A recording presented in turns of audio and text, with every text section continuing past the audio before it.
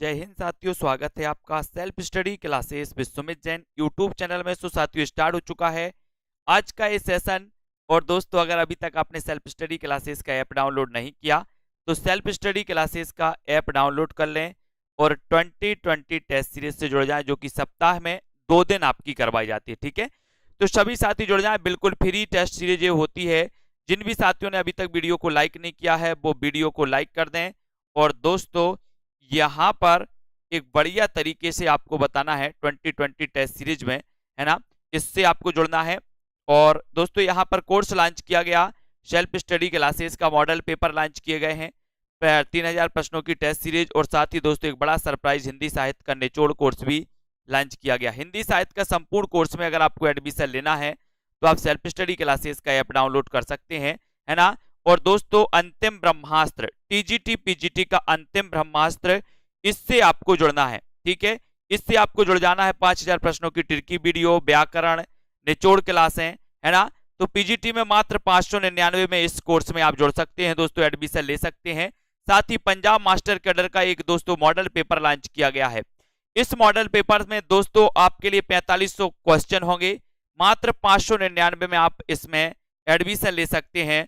और ये जो होंगे वो 30 मॉडल पेपर सिलेबस के अनुसार होंगे। ठीक है, चलिए तो स्टार्ट करते हैं आज का सेशन। सभी लोग तैयार हैं तो एक बार जल्दी से वीडियो को लाइक कर देंगे। और आज का दोस्तों अपना प्रश्न है कि हिंदी साहित्य के इतिहास का प्रथम लेखक कौन है। हिंदी साहित्य के इतिहास का प्रथम लेखक कौन है? जॉर्ज ग्रियर्सन, शिवसेन सेंगर, आचार्य रामचंद्र शुक्ल या फिर गारसादा तासी। हिंदी साहित्य के इतिहास का प्रथम लेखक कौन है, ये आपको चयन करना है। 51 का आंसर बताइए। हिंदी साहित्य के इतिहास का प्रथम लेखक कौन माना जाता है, ये 51 का आंसर आपको चयन करना है दोस्तों। अच्छा क्वेश्चन है, प्रश्न क्रमांक आपका 51 है। हिंदी साहित्य के इतिहास का प्रथम लेखक कौन है, यहां पर आपको बताना है। और सीधा उत्तर है आपका गारसादा तासी, यानी कि आपका जो डी नंबर है, दा नंबर है, वो आपका बिल्कुल सही हो जाएगा, है ना। काशी नागरी प्रचारणी सभा द्वारा हिंदी साहित्य का बृहत इतिहास दोस्तों कितने खंडों में प्रकाशित किया गया, इसका आंसर आपको बताना है ना। विकल्प अनुसार उत्तर आपको बताना है। 52 का आंसर सभी लोग बताएंगे। काशी नागरी प्रचारणी सभा द्वारा हिंदी साहित्य का बृहत इतिहास कितने खंडों में प्रकाशित किया गया, इसका आंसर सभी लोग बताएंगे। 4 विकल्प हैं, विकल्प अनुसार आपको उत्तर बताना है। बताएं क्या हो जाएगा। 52 का आंसर आपका क्या हो जाएगा? काशी नागरी प्रचारणी सभा द्वारा हिंदी साहित्य का बृहत इतिहास कितने खंडों में प्रकाशित किया गया, ये आपका क्वेश्चन है, सभी लोग बताएंगे। और सीधा आंसर आपका जाएगा दोस्तों क्या? डी नंबर, यानी कि 18। डी नंबर आपका बिल्कुल सही हो जाएगा दोस्तों, है ना। ये डी बिल्कुल सही है, वेरी गुड आंसर। अगले क्वेश्चन की ओर अपन बढ़ेंगे। अगला क्वेश्चन है, हिंदी साहित्य की भूमिका ग्रंथ का लेखक कौन है। हिंदी साहित्य की भूमिका बताना है दोस्तों। आचार्य रामचंद्र शुक्ल हैं, आचार्य हजारी प्रसाद द्विवेदी, डॉक्टर रामकुमार वर्मा या फिर लक्ष्मी सागर वार्ष्णेय। बताएं, प्रश्न क्रमांक आपका 53 है। और हिंदी साहित्य की भूमिका ग्रंथ के लेखक कौन माने जाते हैं? आचार्य रामचंद्र शुक्ल, आचार्य हजारी प्रसाद द्विवेदी, डॉक्टर रामकुमार वर्मा, लक्ष्मी सागर वार्ष्णेय। यानी कि 53 का आंसर। और 53 का आंसर है दोस्तों आपका ये आचार्य हजारी प्रसाद द्विवेदी। ये ग्रंथ लिखा गया था दोस्तों 1940 में। ठीक है, 1940 में। आपका उत्तर बी नंबर बिल्कुल सही है। हिंदी साहित्य के इतिहास लेखन की परंपरा में मिश्र बंधुओं ने किस ग्रंथ द्वारा अपना महत्वपूर्ण योगदान किया, ये आंसर आपको चयन करना है। जल्दी से सभी लोग बताएंगे। हिंदी साहित्य के इतिहास लेखन की परंपरा में मिश्र बंधुओं ने किस ग्रंथ द्वारा अपना महत्वपूर्ण योगदान किया है? मिश्र बंधु विनोद, शिवसेन सरोज, हिंदी शब्द सागर या फिर हिंदी साहित्य। हिंदी साहित्य के इतिहास लेखन की परंपरा में मिश्र बंधुओं ने किस ग्रंथ द्वारा अपना महत्वपूर्ण योगदान दिया, किस ग्रंथ द्वारा दिया है, इसका आंसर आपको चयन करना है। और बहुत ही अच्छा क्वेश्चन है दोस्तों। प्रश्न क्रमांक 54 का आंसर है, इतिहास लेखन की परंपरा में मिश्र बंधुओं ने किस ग्रंथ द्वारा अपना महत्वपूर्ण योगदान दिया है, तब आपका उत्तर हो जाएगा मिश्र बंधु विनोद। लगभग 5000 कवियों का इसमें परिचय दिया गया दोस्तों, ये आपको पता है। और मिश्र बंधु विनोद, ये दोस्तों 4 भागों में प्रकाशित है। कितने भागों में? 4 भागों में है। पहले 3 भाग 1913 में, और दोस्तों है ना, एक भाग इनका 1934 में प्रकाशित हुआ था, आपको पता होगा, है ना। तो ये मिश्र बंधु विनोद यानी कि आपका 1 नंबर बिल्कुल सही आंसर हो जाएगा। हिंदी साहित्य के इतिहास लेखन से पूर्व किस प्रसिद्ध ग्रंथ में हिंदी के विभिन्न कवियों के जीवन वृत्त एवं कृतित्व का परिचय मिलता है? प्रश्न क्रमांक 55, गुरु ग्रंथ साहिब, भक्त नामावली, 84 वैष्णव की वार्ता, या फिर दोस्तों एक और ऑप्शन है आपका श्रृंगार संग्रह, यानी कि 55। बताएं सभी लोग, हिंदी साहित्य के इतिहास लेखन से पूर्व किस प्रसिद्ध ग्रंथ में हिंदी के विभिन्न कवियों के जीवन वृत्त एवं कृतित्व का परिचय मिलता है ना। प्रश्न क्रमांक आपका 55 है। 55 का आंसर आपको चयन करना है, और 55 में आपका उत्तर हो जाएगा 84 वैष्णव की वार्ता, यानी कि सी नंबर आपका बिल्कुल सही है। सा नंबर आपका राइट आंसर हो जाएगा। 84 वैष्णव की वार्ता आंसर आपका सही है दोस्तों, है ना। आचार्य रामचंद्र शुक्ल का इतिहास ग्रंथ हिंदी साहित्य का इतिहास स्वतंत्र पुस्तक से पूर्व किस रूप में प्रकाशित हुआ था? हिंदी शब्द सागर की भूमिका, साहित्य पत्रिका की लेखमाला, पत्रिका के विशेषांक, या फिर साहित्यालोचन। प्रश्न क्रमांक 56 है। आचार्य रामचंद्र शुक्ल का जो इतिहास है दोस्तों, है ना, जो 1929 में प्रकाशित हुआ था, हिंदी साहित्य का इतिहास स्वतंत्र पुस्तक के रूप से पूर्व किस रूप में ये प्रकाशित हुआ था, ये आपको बताना है। तब आपने बिल्कुल सही आंसर बता दिया 56 का, हिंदी शब्द सागर की भूमिका के रूप में, यानी कि आपका उत्तर आ नंबर बिल्कुल सही हो जाएगा। ये नंबर आपका राइट आंसर हो जाएगा, ठीक है। ये नंबर आपका बिल्कुल सही है। अगला क्वेश्चन है, the modern vernacular literature of Hindustan का लेखक कौन है? The modern vernacular literature of Hindustan का लेखक कौन है? 4 विकल्प है हमारे सामने, George Grierson, Garcin de Tassy, रैन वेल्क, या फिर Gilchrist. The modern vernacular literature of Hindustan, है ना, इसके लेखक आपको चयन करना है दोस्तों। 57 का क्वेश्चन आपको चयन करना है। अच्छा क्वेश्चन है। 57 का आंसर आपका जाएगा दोस्तों कौन सा? George, the modern vernacular literature of Grierson of Hindustan, यानी कि आ नंबर आपका बिल्कुल सही है। ये नंबर आपका राइट आंसर हो जाएगा। ये जिन्होंने बताया उनका आंसर सही है। हिंदी साहित्य इतिहास की परंपरा में सर्वोच्च स्थान किस लेखक को मिला? किस लेखक को मिला? रामकुमार वर्मा, शिवसेन सेंगर, रामचंद्र शुक्ल, या फिर धीरेन्द्र वर्मा। हिंदी साहित्य इतिहास की परंपरा में सर्वोच्च स्थान किस लेखक को मिला है, ये आपको चयन करना है। बताएं, प्रश्न क्रमांक 58 का आंसर है। 58 में आपको चयन करना है, हिंदी साहित्य इतिहास की परंपरा में सर्वोच्च स्थान किस लेखक को मिला है, ये आंसर सभी लोग बताएंगे। और सीधा आंसर आपका जाएगा दोस्तों, किसको मिला है सर्वोच्च स्थान? रामचंद्र शुक्ल को, यानी कि शाह नंबर आपका बिल्कुल सही, रामचंद्र शुक्ल आपका राइट आंसर हो जाएगा। गारसा दा तासी ने इस्तवार दाला लेतुत्र हिंदुस्तानी ग्रंथ की रचना किस भाषा में की? किस भाषा में की? फ्रेंच, अंग्रेजी, रूसी, या फिर जर्मनी। गारसा दा तासी ने इस्तवार दाला लेतुत्र हिंदुस्तानी ग्रंथ की रचना किस भाषा में की है? इसका आंसर आपको चयन करना है। फ्रेंच भाषा में, अंग्रेजी, रूसी, या फिर जर्मन भाषा में की है। ये 59 का उत्तर आपको लगाना है, और आपका सीधा आंसर जाएगा इस्तवार दाला लेतुत्र हिंदुस्तानी। ये जो ग्रंथ है दोस्तों, ये किस भाषा में लिखा गया? ये लिखा गया आपकी फ्रेंच भाषा में, यानी कि आपका जो ए नंबर है, आ नंबर है, वो बिल्कुल सही है। ए नंबर आपका राइट आंसर हो जाएगा दोस्तों। ये फ्रेंच विद्वान थे गारसा दा तासी, और इस्तवार दाला लेतुत्र हिंदुस्तानी इन्होंने फ्रेंच भाषा में लिखा, यानी कि 1 नंबर आपका सही है। हिंदी साहित्य नामक इतिहास ग्रंथ का संपादन किसने किया? बताएं, किसने किया संपादन? डॉक्टर नगेंद्र ने, डॉक्टर धीरेन्द्र वर्मा, रामकुमार वर्मा, या फिर लक्ष्मी सागर वार्ष्णेय ने। हिंदी साहित्य नामक इतिहास ग्रंथ का संपादन किसने किया? संपादन की बात पूछी गई। अब संपादन की पूछी गई तो दोस्तों आपको पता है प्रश्न क्रमांक 60 में, है ना, हिंदी साहित्य नामक इतिहास ग्रंथ का। और यहां पर 60 का आंसर बताना है।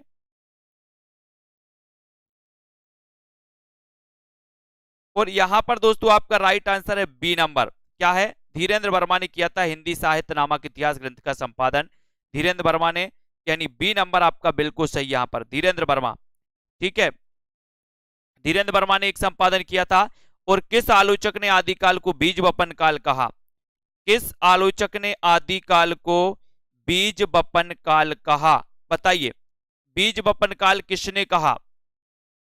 बीज वपन काल आपको बताना है हजारी प्रसाद द्विवेदी, महावीर प्रसाद द्विवेदी, श्याम सुंदर दास या फिर राम कुमार वर्मा। किस आलोचक ने आदिकाल को बीज वपन काल नाम दिया है? प्रश्न क्रमांक 61 में। और 61 में आपका सीधा उत्तर जाएगा महावीर प्रसाद द्विवेदी, महावीर प्रसाद द्विवेदी, यानी कि आपका बी नंबर बिल्कुल सही है। आदिकाल को बीज वपन काल कहा था दोस्तों महावीर प्रसाद द्विवेदी ने। और महावीर ने अहिंसा के बीज बोए। काय के बीज बोए? अहिंसा के। तो बीज से बीज वपन काल और अहिंसा के तो महावीर प्रसाद द्विवेदी, यानी बी नंबर। सरहपाद को हिंदी का प्रथम कवि किसने माना?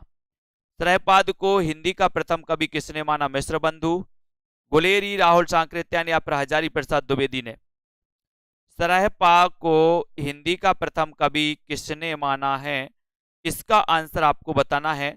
सभी लोग बताएं। सरहपा दोस्तों आपको पता है ना, सिद्ध साहित्य से संबंधित है। सिद्धों की संख्या 84 है, नाथों की संख्या 9 है ना। उस सरहपा को आपको बताना है।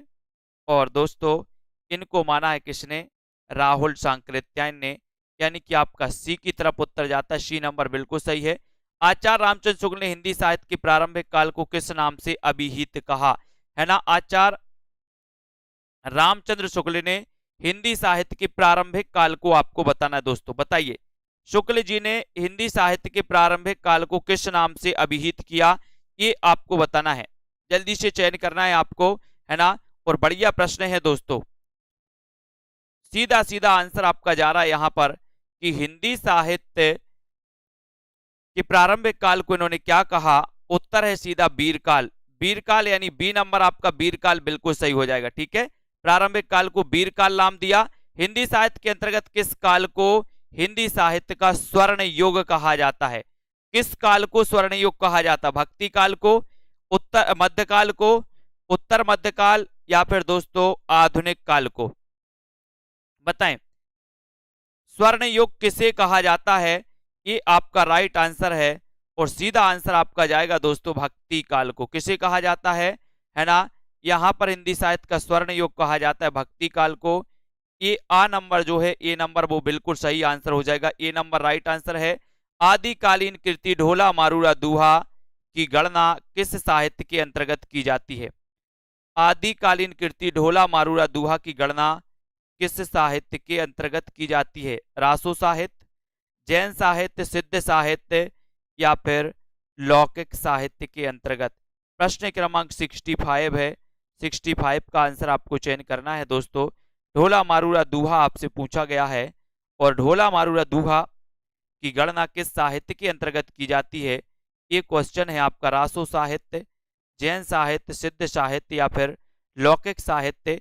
यानी कि 65 का आंसर आपका है कि सर लौकिक साहित्य के अंतर्गत आता है ये ढोला मारूरा दूहा, है ना। यानी आपका उत्तर डी नंबर बिल्कुल सही है। डी आपका राइट आंसर। आदिकाल के अंतर्गत सरहपा, लुइपा, सबरपा आदि कवि किस साहित्य से संबंधित हैं? जैन साहित्य से, सिद्ध साहित्य से, लौकिक साहित्य या फिर रासो साहित्य से? आदिकाल के अंतर्गत सरहपा, लुइपा, सबरपा आदि कवि किस साहित्य से संबंधित हैं? प्रश्न क्रमांक आपका 66 है। और 66 में सरहपा, लुइपा, सबरपा आदि जो कवि हैं ये दोस्तों आपका राइट आंसर हो जाएगा 66 में, सिद्ध साहित्य के अंतर्गत। यानी कि आपका जो बी नंबर है वो आपका बिल्कुल सही है। ठीक है, बी जिन्होंने बताया राइट आंसर सिद्ध साहित्य के अंतर्गत आते हैं। आचार्य रामचंद्र शुक्ल के अनुसार हिंदी का प्रथम महाकाव्य बताना है दोस्तों। हिंदी का प्रथम महाकाव्य कौन सा है?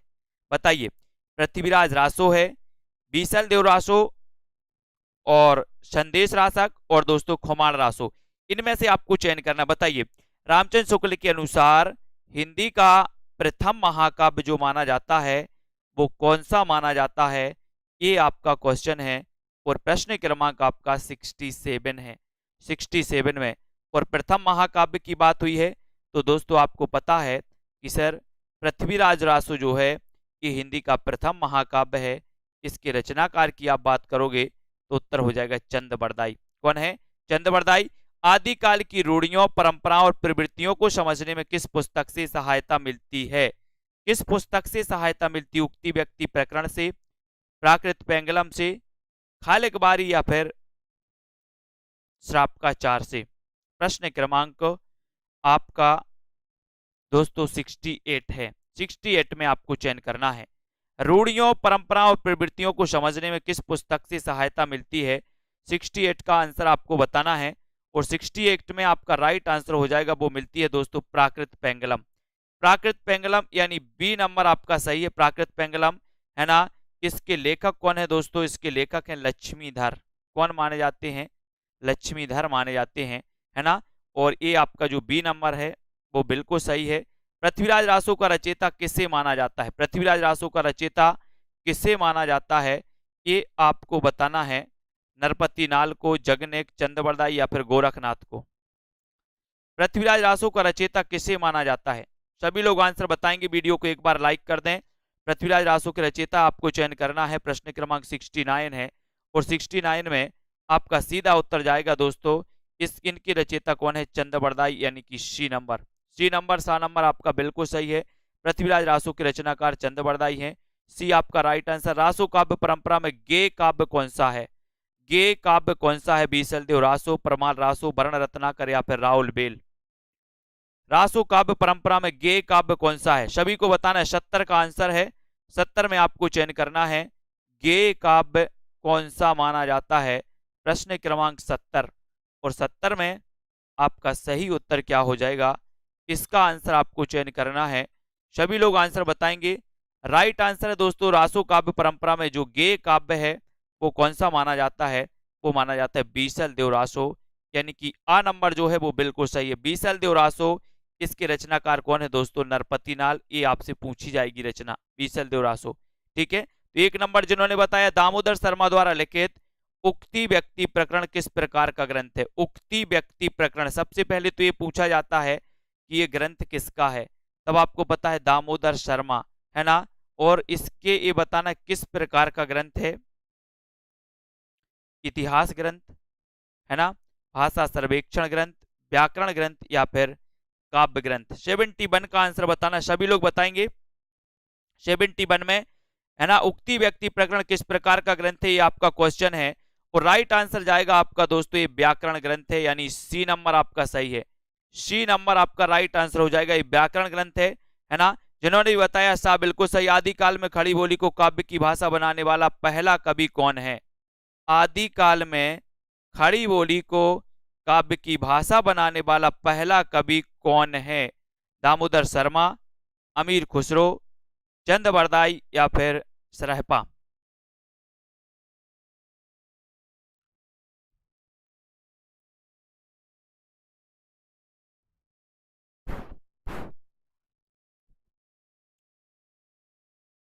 बताएं। प्रश्न क्रमांक 72 और 72 का उत्तर हो जाएगा अमीर खुसरो, यानी बी नंबर आपका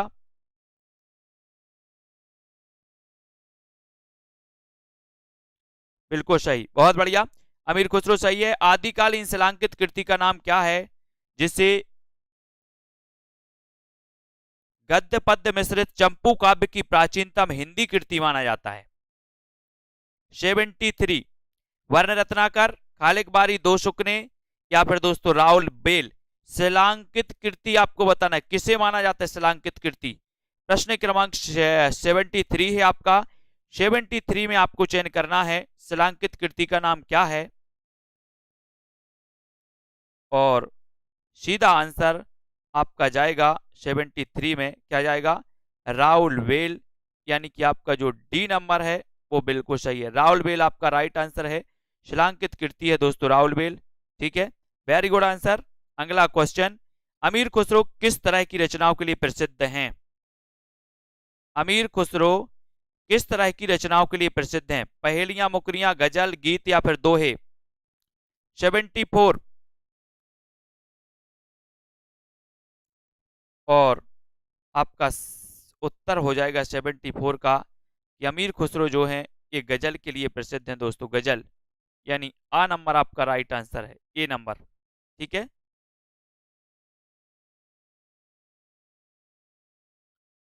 आदिकालीन साहित्य में वीर रस की रचनाओं में किस शैली का प्रयोग किया गया? वीर रस की रचनाओं में किस शैली का प्रयोग किया गया? पिंगल, डिंगल, दोहा चौपाई या फिर दोस्तों कवित्त सवैया? और वीर रस की रचनाओं में किस शैली का प्रयोग किया गया? ये 75 का आंसर है। और वीर रस की रचनाओं में दोस्तों आपका उत्तर हो जाएगा डिंगल, है ना, यानी कि आपका 75 में जो आपने बताया है कि सर डिंगल, यानी कि बी नंबर। ठीक है, बी नंबर आपका राइट आंसर हो जाएगा। ठीक है,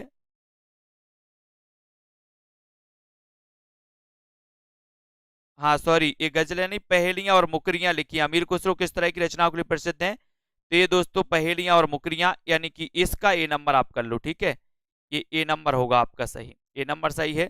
ठीक है, यहाँ पर डिंगल हो जाएगा, बी नंबर सही है। आदिकाल के किस पंथ से भक्ति काल के संत मत का विकास हुआ?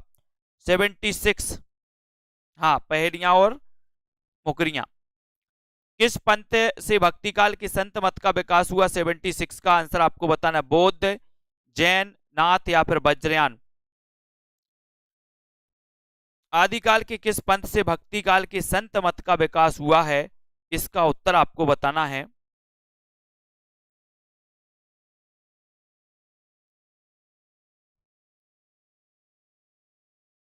और 76 में आपने बिल्कुल सही आंसर बताया, और वो है दोस्तों किस पंथ से भक्ति काल के संत मत का हुआ है? तो वो हुआ है नाथ पंथ से, है ना। नाथों की संख्या 9, प्रवर्तक है ना गोरखनाथ। बहुत बढ़िया, सी नंबर सही है। रामकुमार वर्मा ने आदिकाल का नामकरण किस रूप में किया? रामकुमार वर्मा ने आदिकाल का नामकरण किस रूप में किया है? अपभ्रंश काल, संधि काल और चारण काल, सिद्ध सामंत काल या फिर अंधकार काल? बताएं।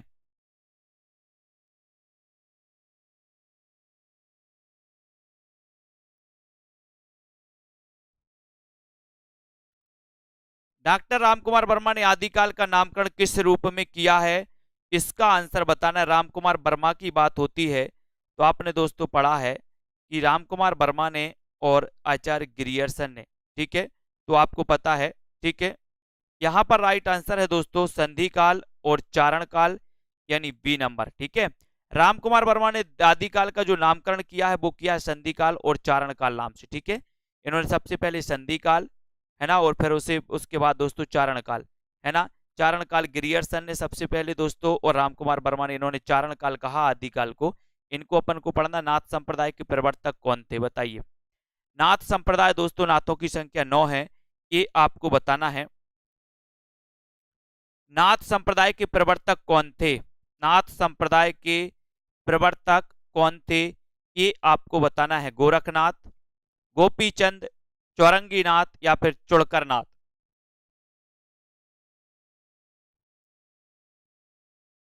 और आपका सीधा आंसर जाएगा कि नाथ संप्रदाय के जो प्रवर्तक हैं वो हैं गोरखनाथ, यानी ए नंबर, आ नंबर आपका बिल्कुल सही हो जाएगा। कीर्ति लता और कीर्ति पताका किस कवि की रचनाएं हैं दोस्तों? कीर्ति लता और कीर्ति पताका ये किस कवि की रचना है? सभी लोग बताएंगे। जिन भी साथियों ने self study classes app download नहीं किया वो सेल्फ स्टडी क्लासेस ऐप को डाउनलोड कर लेना, और दोस्तों अपने साथियों तक शेयर जरूर करते रहिए, है ना। कीर्ति लता और कीर्ति पताका किस कवि की रचना है? विद्यापति, रामानंद, नरपति नाल या फिर अमीर खुसरो की? तब आपका सीधा उत्तर जाएगा विद्यापति। किसकी रचना है दोस्तों? विद्यापति की है कीर्ति लता और कीर्ति पताका। आ नंबर आपका बिल्कुल सही हो जाएगा, ए नंबर आपका सही है। 10वीं से 14वीं शताब्दी का काल जिसे हिंदी का आदिकाल कहते हैं, भाषा की दृष्टि से अपभ्रंश का ही बढ़ाव है, यह कथन किस लेखक का है? बताइए। रामचंद्र शुक्ल का, हजारी प्रसाद, श्याम सुंदर दास या फिर धीरेन्द्र वर्मा। यानी कि प्रश्न क्रमांक दोस्तों आपका 80 है। 80 का क्वेश्चन आपको चयन करना है और 10वीं से 14वीं शताब्दी का काल, जैसे हिंदी का आदिकाल कहते हैं, है ना। और यहाँ पर आपका राइट आंसर क्या हो जाएगा, 80 में आपको चयन करना है। वीडियो को एक बार लाइक करके शेयर जरूर करेंगे, 10वीं से 14वीं शताब्दी का काल, और आपका सीधा उत्तर हो जाएगा हजारी प्रसाद द्विवेदी। बी नंबर आपका सही है।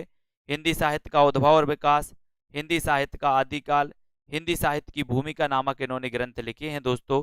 बी नंबर तो आपका बिल्कुल सही। आदिकाल को चारण काल की संज्ञा देने वाले जो विद्वान हैं वो कौन है, ये क्वेश्चन आएगा आपकी परीक्षा में। चारण काल की संज्ञा देने वाले विद्वान कौन थे दोस्तों। 81 में सभी को बताना है आदिकाल को चारण काल की संज्ञा देने वाले विद्वान कौन माने जाते हैं, ये आपका प्रश्न है। और सभी लोग लाइक करके एक बार शेयर जरूर कर दें। चारण काल की संज्ञा देने वाले विद्वान आपको चयन करना है, और चारण काल की संज्ञा देने वाले जो विद्वान है दोस्तों वो कौन है। 81 का आंसर सीधा उत्तर है जॉर्ज ग्रियर्सन। यानी आपका बी नंबर जो है वो बिल्कुल सही है। जॉर्ज ग्रियर्सन आपका राइट आंसर है। सिद्ध साहित्य के अंतर्गत सिद्धों की संख्या कितनी मानी जाती है, सिद्धों की संख्या कितनी मानी जाती है, 60, 40, 84 या फिर 20। सिद्धों की संख्या कितनी मानी जाती है, उत्तर है दोस्तों आपका कितना, कितना है उत्तर, 84। सिद्धों की संख्या 84, नाथों की संख्या 9, है ना। तो यहां पर आपका सी नंबर बिल्कुल सही होगा, 84 आपका राइट आंसर हो जाएगा। जैन साहित्य की रास परंपरा के प्रथम ग्रंथ भरतेश्वर बाहुबली रास, है ना। भरतेश्वर बाहुबली रास का रचनाकार कौन है दोस्तों, 83 का आंसर बताना है, 83, है ना। भरतेश्वर बाहुबली रास का रचनाकार कौन है, शालिभद्र सूरी, श्रापकाचार्य, विजय सेन सूरी या फिर जिनधर्म सूरी। जैन साहित्य की रास परंपरा के प्रथम ग्रंथ भरतेश्वर बाहुबली रास का रचनाकार कौन है, ये 83 का आंसर आपको चयन करना है। और 83 में आपका सीधा उत्तर जाएगा कि सर भरतेश्वर बाहुबली रास के जो रचनाकार हैं वो रचनाकार हैं कौन, शालिभद्र सूरी। इन शालिभद्र सूरी को गणपति चंद्र गुप्त ने दोस्तों हिंदी का प्रथम कवि माना है ना। और भरतेश्वर बाहुबली रास को हिंदी की प्रथम रचना माना है। तो यहाँ पर आपका ए नंबर शालिभद्र सूरी बिल्कुल सही हो जाएगा। जिन्होंने भी ये बताया है शिव सिंह सेंगर ने किस कवि को हिंदी का प्रथम कवि माना दोस्तों, शिव सिंह सेंगर ने किस कवि को हिंदी का प्रथम कवि माना है, सरहपाद, पोष्य पुंड, कबीर या फिर लुइया, बताएं। शिव सिंह सेंगर ने हिंदी किस कवि को हिंदी का प्रथम कवि माना, ये आपका बढ़िया प्रश्न है। 84 का आंसर आपको चयन करना है। और 84 में आपका सही आंसर जाएगा दोस्तों, क्या जाएगा, पुष्य पुंड, यानी बी नंबर आपका सही हो जाएगा, बी नंबर। ठीक है प्रदीप जी, बीनू, ठीक है बी नंबर राइट है, बी नंबर। जय मयंक जस चंद्रिका की रचना किस कवि ने की, जय मयंक जस चंद्रिका की रचना किस कवि ने की, भट्ट केदार ने, गोपीचंद, ज्योतिषुर ठाकुर या फिर मधुकर ने। जय मयंक जस चंद्रिका की रचना किस कवि ने की है, इसका आंसर आपको बताना है। 85 का उत्तर आपको चयन करना है। और 85 का आपका सही आंसर क्या हो जाएगा, ये सभी लोग आंसर बताएंगे। और राइट आंसर है दोस्तों आपका क्या, जय मयंक जस चंद्रिका मधुकर कवि की रचना है। डी नंबर आपका सही है, मधुकर कवि आपका राइट आंसर हो जाएगा, है ना। भरथरी जलंधरी पाव कवि किस साहित्य से संबंधित हैं, भरथरी और जलंधरी पाव कवि किस साहित्य से संबंधित हैं, सिद्ध साहित्य से, नाथ साहित्य, जैन साहित्य या फिर रासो साहित्य से, बताएं। प्रश्न क्रमांक 86 है, 86 का आंसर आपको चयन करना है। भरथरी और जलंधरी पाव कवि किस साहित्य से संबंधित हैं, 86 में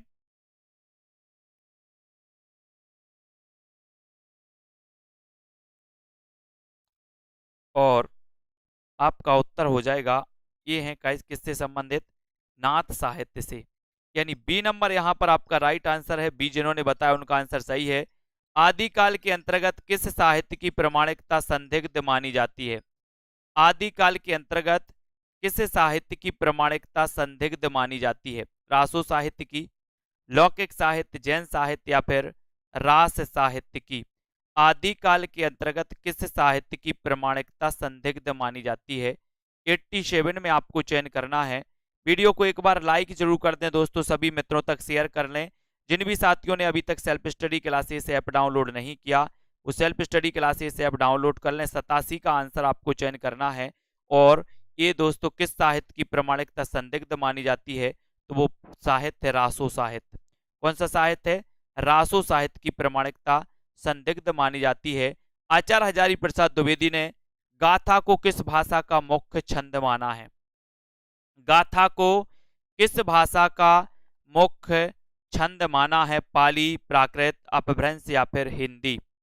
हजारी प्रसाद द्विवेदी ने गाथा को किस भाषा का मुख्य छंद माना है? ये आपको चयन करना है, 88 का आंसर बताना है। और 88 में आपका सीधा उत्तर जाएगा दोस्तों, क्या जाएगा?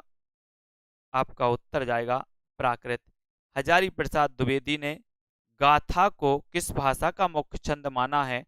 तो वो माना है दोस्तों प्राकृत, है ना। यानी कि आपका बी नंबर बिल्कुल सही है, बी आपका राइट आंसर है। ठीक है। 88, वर्ण रत्नाकर किस प्रकार की कृति है? वर्ण रत्नाकर ये किस प्रकार की कृति है, ये आपको बताना है। चंपू काव्य है, गद्य है, व्याकरण है या फिर खंड काव्य है? वर्ण रत्नाकर किस प्रकार की कृति है, इसका आंसर आपको चयन करना है।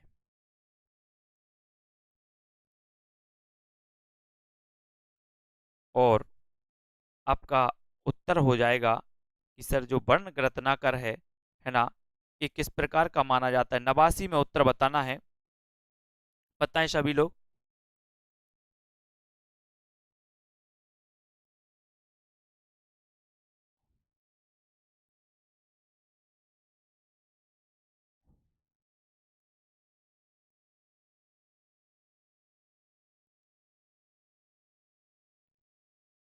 ये गद्य पद्य मिश्रित चंपू काव्य दोस्तों, वर्ण रत्नाकर क्या है ये?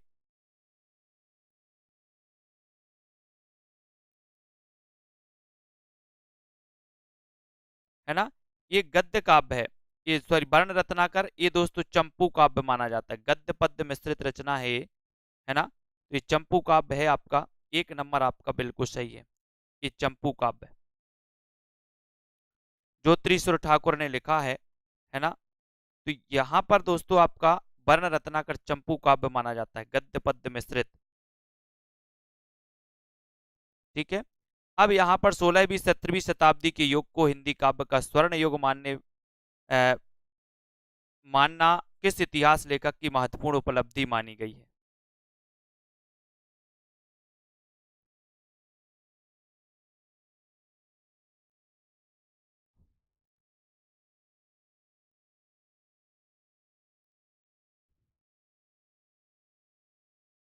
यहाँ पर आपको बताना है जल्दी, भक्ति काल का बताइए फटाक से।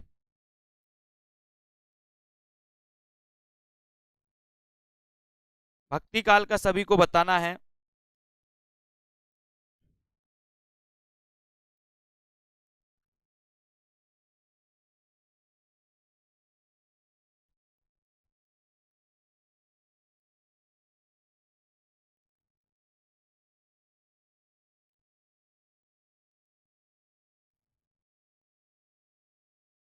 चयन करिए इसको, 16वीं 17वीं शताब्दी का आपको बताना है दोस्तों।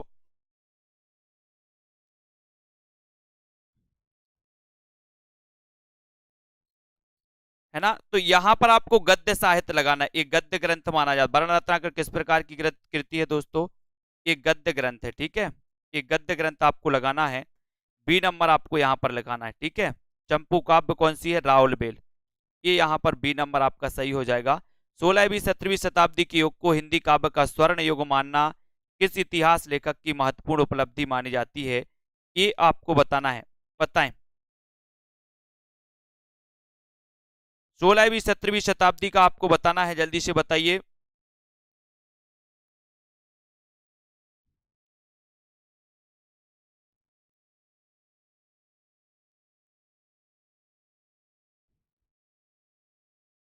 है ना, 16वीं 17वीं शताब्दी के युग को हिंदी काव्य का स्वर्ण युग मानना किस इतिहास लेखक की महत्वपूर्ण उपलब्धि मानी जाती है? और आपका सीधा उत्तर है जॉर्ज ग्रियर्सन, यानी कि आपका जो डी नंबर है वो बिल्कुल सही है। डी नंबर आपका राइट आंसर है। ठीक है, बहुत बढ़िया।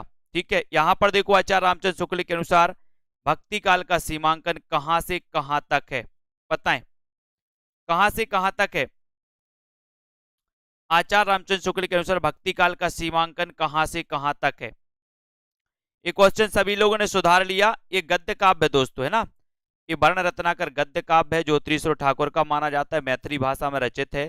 ठीक है, आचार्य रामचंद्र शुक्ल के अनुसार भक्ति काल का सीमांकन कहां से कहां तक है, ये प्रश्न आपको बताना है। 1318 से 1643 ईस्वी, 1388 से 1503, 1400 से 1600, 1360 से 1700। ये प्रश्न क्रमांक आपका 91 है और 91 में आपका उत्तर चला जाएगा। ईस्वी पूछा है, ईस्वी पूछा है, तब आपका उत्तर हो जाएगा ये नंबर। ठीक है, 1318 से 1643 ईस्वी, ये नंबर आपका राइट आंसर हो जाएगा यहाँ पर दोस्तों। शंकराचार्य ने सामाजिक एकीकरण के लिए किस दार्शनिक आध्यात्मिक एक का निरूपण किया? बताएं, विशिष्टाद्वैतवाद, द्वैतवाद या फिर अद्वैत वेदांत या शुद्धाद्वैतवाद। प्रश्न क्रमांक 92 में आपको चयन करना है, शंकराचार्य ने सामाजिक एकीकरण के लिए किस दार्शनिक आध्यात्मिक दोस्तों एक का निरूपण किया, है ना, किस वाद का इन्होंने दोस्तों स्थापना की। 92 का आंसर आपको चयन करना है और 92 में आपका उत्तर हो जाएगा दोस्तों, इन्होंने किया है अद्वैत वेदांत। अद्वैत वेदांत यानी कि आपका जो सी नंबर है, सी नंबर आपका राइट आंसर हो जाएगा। ठीक है, सी बिल्कुल सही है, वेरी गुड आंसर। रामानंद किस भक्ति धारा के प्रमुख कवि हैं? रामानंद, रामानंद बताना है, सगुण है, निर्गुण है ना, किस प्रकार के हैं? 93 में रामानंद के बारे में आपको चयन करना है दोस्तों, है ना। अपन ने कई बार पढ़ा है कि सर रामानंद तो क्या थे, रामानंद तो सगुण थे, लेकिन इनके कई जो भक्त थे, है ना, कई जो शिष्य थे वो निर्गुण थे, है ना। तो रामानंद किस भक्ति धारा के कवि हैं? तब आपका उत्तर यहाँ सगुण भक्ति धारा होगा दोस्तों, ये नंबर आपका बिल्कुल सही होगा। ठीक है, 93 में ये नंबर आपका राइट आंसर हो जाएगा। सभी लोग एक बार वीडियो को लाइक जरूर कर देंगे। रामानंद सगुण भक्ति धारा के कवि माने जाते हैं। नाभादास रचित किस ग्रंथ में कबीर के संबंध में उल्लेख मिलता है? कबीर के संबंध में उल्लेख मिलता है, तो 94 में आपको बताना है कबीर के संबंध में किस ग्रंथ में उल्लेख मिलता है, ये आपका क्वेश्चन है। वीडियो को लाइक जरूर कर देना। नाभादास रचित किस ग्रंथ में कबीर के संबंध में उल्लेख मिलता है, ये आपका क्वेश्चन है और सीधा उत्तर आपका जाएगा दोस्तों, क्या जाएगा? भक्तमाल, यानी कि आपका एक नंबर जो है, आ नंबर जो है वो बिल्कुल सही है। ये जिन्होंने बताया उनका आंसर बिल्कुल सही है, कबीर के संबंध में उल्लेख मिलता है, तो भक्तमाल आपका राइट आंसर हो जाएगा। ठीक है, सभी लोग वीडियो को लाइक जरूर कर दें दोस्तों। जिन भी साथियों को कोर्स में एडमिशन लेना है, हिंदी साहित्य के संपूर्ण कोर्स में एडमिशन लेना, तो संपूर्ण कोर्स में आप मात्र 1000 में ले सकते हैं, है ना। टीजीटी पीजीटी का मॉडल पेपर 350 में, है ना। 3000 प्रश्नों की जो हिंदी साहित्य की टेस्ट सीरीज है, इसमें 350 में आप कोर्स में एडमिशन ले सकते हैं। Self study classes app download कर ले, जहां पर 2020 टेस्ट सीरीज आपको बिल्कुल फ्री करवाई जाती है दोस्तों, इससे आप लोग जुड़े। साथ ही यहाँ पर मास्टर कैडर का दोस्तों एक मॉडल पेपर लॉन्च किया गया। जिन भी साथियों को मास्टर कैडर का मॉडल पेपर लेना है, वो मॉडल पेपर में एडमिशन ले सकते हैं। और अंतिम ब्रह्मास्त्र क्रैश कोर्स लॉन्च किया गया है मात्र 599 में। 5000 प्रश्नों की टेस्ट सीरीज टिर की वीडियो हिंदी व्याकरण निचोड़ क्लास, इसमें एडमिशन लिया गया, इसमें आप अध्ययन कर सकते हैं। वीडियो को लाइक शेयर करें, इसी प्रकार से जुड़े रहें और दोस्तों अध्ययन करते रहें। सभी साथियों को बहुत बहुत धन्यवाद, है ना। 10 बजे एग्जाम पार में दोस्तों आप पढ़ें और उसमें प्रैक्टिस भी करें। ठीक है, सभी साथियों को धन्यवाद। सेल्फ स्टडी क्लासेस ऐप से जुड़ जाएं, जहां पर आपको बहुत सारा फायदा ही फायदा होने वाला है, और इसी प्रकार से सभी पढ़ें, है ना। लवकुश जी, विजय जी, गीतिका, सरोज जी, है ना, विश्वास मलिक जी और रतिपाल जी, सभी साथियों को धन्यवाद, है ना। शाम पंडित जी, बहुत बढ़िया, इंदू जी, बिंदु जी, ममता, सोनू जी, शिव कुमार जी, ज्योति, मंजू, मनीषा जी, ज्ञानेश जी, अनीता, पूजा जी, सभी साथियों को धन्यवाद आज की इस वीडियो के लिए दोस्तों। बस इतना ही, जय हिंद।